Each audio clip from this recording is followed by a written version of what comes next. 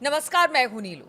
तो देखिए, अमेरिका लगातार सीरिया में आईएसआईएस के ठिकानों पर हमला कर रहा है। उसका एक शिपमेंट इजराइल ने तबाह किया है।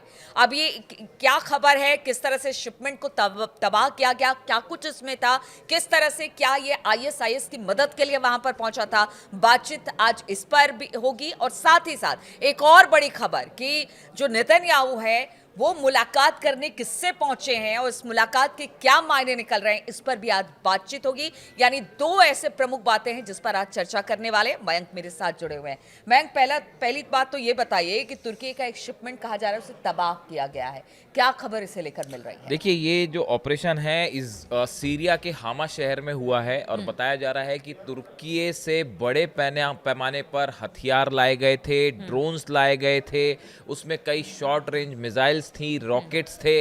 ये सब एक बड़ा हथियारों का जखीरा कह लीजिए आप, जो कि तुर्की से सीरिया लाया गया था। इसकी जानकारी मोसाद को मिलती है और इजराइल की खुफिया एजेंसी मोसाद ने उस पर बड़ा एक्शन किया, उस पर निशाना साधा और इजराइल के जेट्स के ज़रिए वहाँ पे बड़ा हमला किया गया, बड़ा बम्बार्डमेंट किया गया और पूरा तुर्की का ये जो हथियारों का ज़खीरा था ये तबाह कर दिया गया। अब इसके बाद देखिए, इसके बाद जो डेवलपमेंट हुए वो बड़े इंटरेस्टिंग है। इजराइल की तरफ से ऐसा कोई क्लेम नहीं किया जा रहा कि हमने तुर्की के किसी हथियारों के ज़खीरे को उड़ा दिया है। ना ही तुर्की की तरफ से कोई ये बात कही गई कि हमारे ज़खीरे को जो है, हथियारों को जो है इजराइल ने उड़ा दिया है। लेकिन ये खबरें फिर भी लीक हो गई और बाहर आ गई।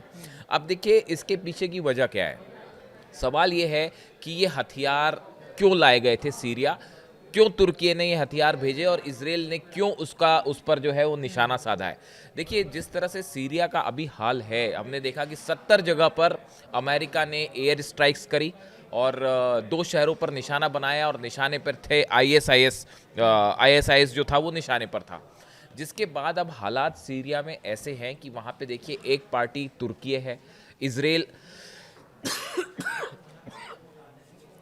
सीरिया में देखिए हालात ऐसे हैं, एक तरफ इजराइल जो है वो गोलन हाइट्स के इलाके के आसपास का इलाके पर जो है वो कब्जा करके बैठा हुआ है।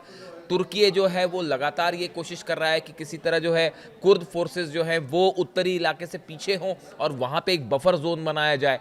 यानी तुर्की और इजराइल दोनों आपस में आमने सामने दिखाई दे रहे हैं सीरिया में। इसी बीच जिस तरह से दो अमेरिकन सोल्जर्स की हत्या हुई, उसके बाद एक और शख्स जो है उसमें मारा गया, सिविलियन अमेरिका का, 3 नागरिकों की हत्या। उसके बाद जो है अमेरिका ने बड़े स्ट्राइक किए सीरिया में और जो है 70 ठिकानों पर बम्बार्डमेंट किया, आईएसआईएस के ठिकानों पर।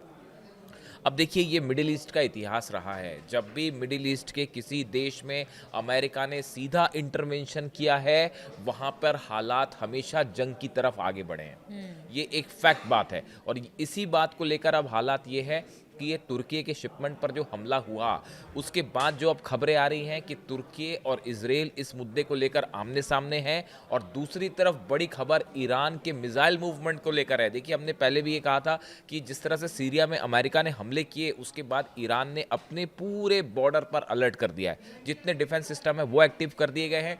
और अब एक बार फिर बड़ी खबर आई है, खबर इजराइल से आई है, खबर हम नहीं बता रहे, खबर इजराइल से आई है।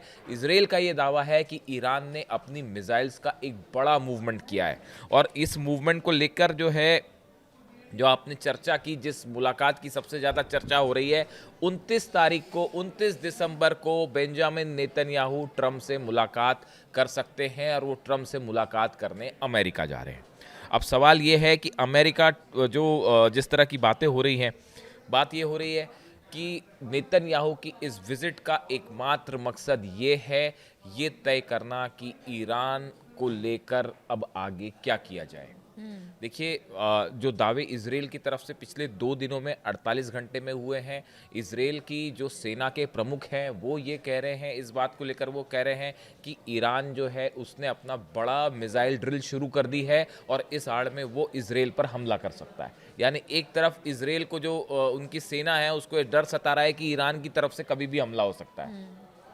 दूसरी तरफ खबरें आ रही हैं कि नेतन्याहू जो है वो ये चाहते हैं कि ईरान की जो मिसाइल्स है, देखिए हमने पहले भी ये कहा कि अब न्यूक्लियर बॉम्ब जो है उससे बड़ा फोकस हो गया है ईरान की मिसाइलें। 12 दिनों की जंग के बाद जिस तरह से मिसाइल्स गिरी आखिरी के 5 दिन में इसराइल पर, उसको लेकर अब इसराइल इस बात से परेशान है कि अगर जिस स्पीड के साथ ईरान मिसाइल्स बना रहा है, अगर इसी स्पीड से मिसाइल्स बनती रही तो आने वाले दिनों नहीं, में ठीक है। कैसे काउंटर किया जाए। मयंक, ठीक है, इसराइल इस बात की चिंता कर रहा है कि मूवमेंट बढ़ गई है ईरान में, मिलिट्री मूवमेंट, और बहुत सारी ऐसी बातें हैं जिसको लेकर वो चिंतित है, इसलिए ट्रंप से मुलाकात हो रही है।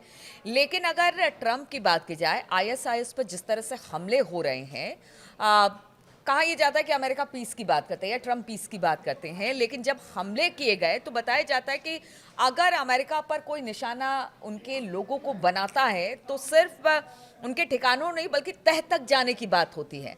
और आईएसआईएस जहाँ जहाँ पर उसके कुछ ऐसे इलाके थे जहाँ पर ईरान का क्षेत्र भी है, कहते हैं कि उस जगह पर उसको निशाना बनाया गया, इसलिए कह रहे हैं कि हो सकता है अमेरिका अब उस आईएसआईएस के तबाही के साथ ईरान तक पहुंचे। और दूसरा जो इस वक्त स्थिति है आपके बाकी मिडिल ईस्ट की, क्या वो एक नया वॉर फ्रंट खुलने की तैयारी वहां से आप देखते हैं इन सब के बाद? देखिए 29 तारीख जो है वो बेहद अहम होने वाली है, इसमें कोई दो राय नहीं है। देखिए पहली बात तो ये है कि पिछली बार भी जब नेतन्याहू अमेरिका गए थे उसके बाद जंग हमने देखी कि जंग शुरू हो गई।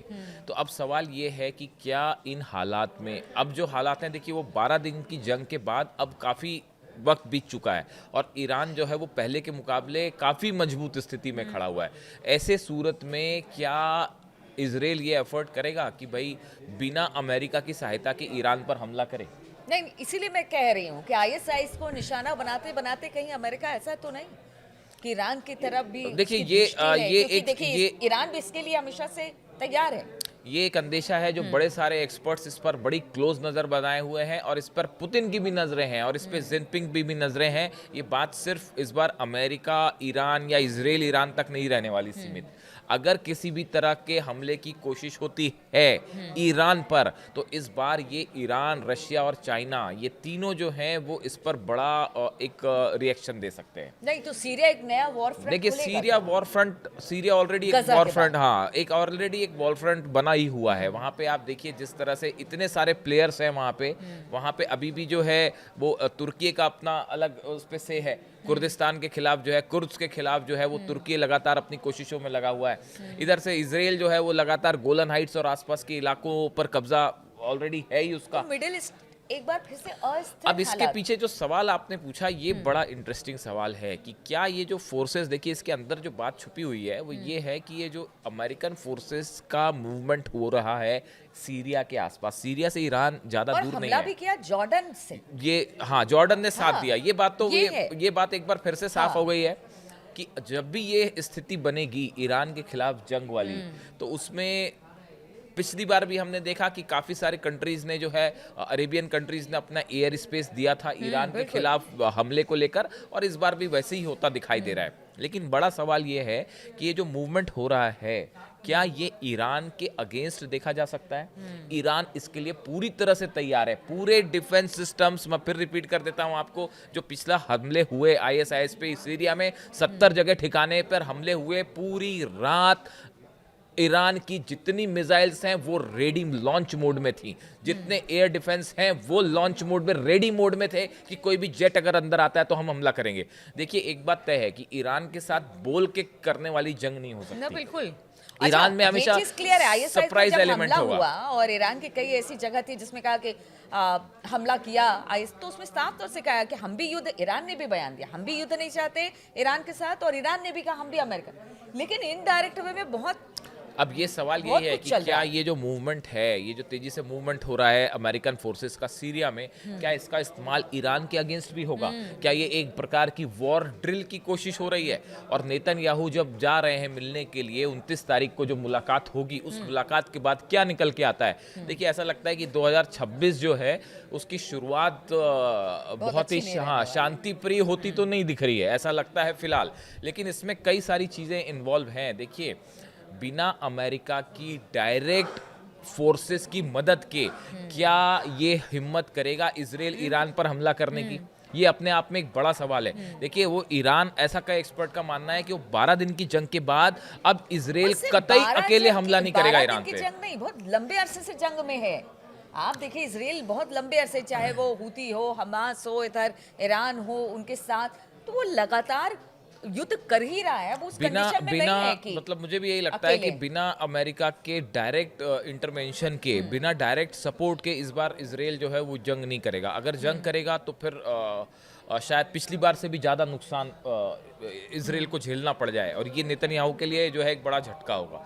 ऐसे में शायद नेतन्याहू ये चाहते हैं, जो एक्सपर्ट्स बता रहे हैं, कि उनकी विजिट का मकसद है किसी तरह से ट्रम्प को इस बात के लिए रेडी करना कि आप भी इस वॉर में शामिल होइए। ईरान मिसाइल्स बना रहा है, मिसाइल्स जो है वो आईसीबीएम भी हो सकती हैं, वो अमेरिका तक जा सकती हैं, तो इस पर हमले की ज़रूरत है ईरान पर, और आप भी शामिल हो जाइए। शायद इस बात को कन्विंस करवाने वो जा रहे हैं। अब वो कितना उसमें कन्विंस करवा पाते हैं, नहीं करवा पाते, उस पर नज़र रहेगी। लेकिन हालात जो हैं सीरिया, ईरान के आसपास, और अब तुर्की और इजराइल आमने सामने, ये मिडिल ईस्ट में एक बार फिर से बड़ा जो है वो तूफान खड़ा कर सकते हैं। चलिए, तो नेतन्याहू और ट्रंप की मुलाकात होने जिस पर हमारी नज़र रहेगी, लेकिन हम आपको बता दें कि मिडिल ईस्ट में हालात बहुत बेहतर नहीं है। सीरिया एक नया वॉर फ्रंट बनने जा रहा है। जॉर्डन से अमेरिका लगातार हमला आईएसआईएस पर कर रहा है। इधर ईरान भी पूरी तरह से सतर्क कि कहीं ऐसा ना हो आईएसआईएस के बाद निशाना हमें बनाया जाए। इधर इजराइल को डर है कि कहीं ऐसा ना हो कि ईरान की मूवमेंट, जो मिलिट्री मूवमेंट दिखाई दे रही है, कहीं उनके लिए भारी ना पड़ जाए। तो बहुत सारी ऐसी स्थितियां बन रही हैं जो कि कह सकते हैं कि हालात बहुत बेहतर नहीं है, और इन सब पर लगातार हमारी नजर बनी रहेगी। आप बने रहिए हमारे साथ।